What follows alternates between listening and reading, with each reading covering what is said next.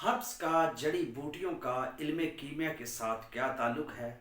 लोग अक्सर सवाल करते हैं कि भाई केमिकल के ज़रिए भी तो कीमिया हो रही है, तो हर्ब्स का क्या रोल है। देखो, अगर आप हर्ब्स के ज़रिए किसी मेडिसिन को तैयार करते हो कीमिया में, तो उस मेडिसिन को आप खुराकी तौर पर भी इस्तेमाल करवा सकते हो।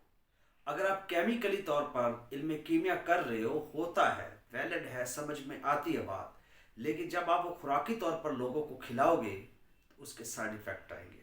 उसके साइड इफ़ेक्ट आएंगे, लोगों का नुकसान होगा, लोगों का इस हिकमत के इल्म से जो है वो दूर भागेंगे।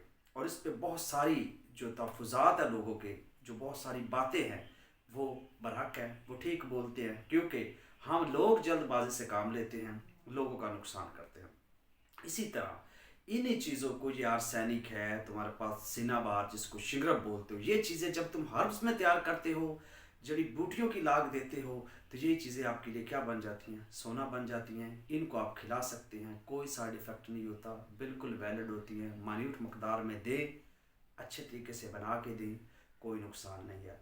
जब जब आप देखो, जितनी भी आज मेडिसिन आ रही है वो सब हर्बल एक्सट्रैक्ट होते हैं। जब जब आप हर्ब्स का इस्तेमाल करेंगे, जड़ी बूटियों का इस्तेमाल करेंगे, कोई नुकसान नहीं है। यही नेचुरल वे है, यही सेहत का राज होता है, यही चीज़ें आपको फ़ायदा देती है। इल्म कीमिया तो होगा ही होगा, लेकिन उसके साथ आपका खुराकी तौर पर भी ये चीज़ें फ़ायदा देंगी। जब आप एक शिंगरफ है, आर्सेनिक है, सैंखिया जिसको बोलते हैं, आप उसको सल्फ्यूरिक एसिड में तैयार कर रहे हो, नाइट्रिक एसिड में तैयार कर रहे हो, नौशादर में तैयार करो, तो भाई वो लोगों को क्यों खिलाओगे। खिलाओगे तो उसका नुकसान ही होगा। तो कभी भी ऐसा ना करें।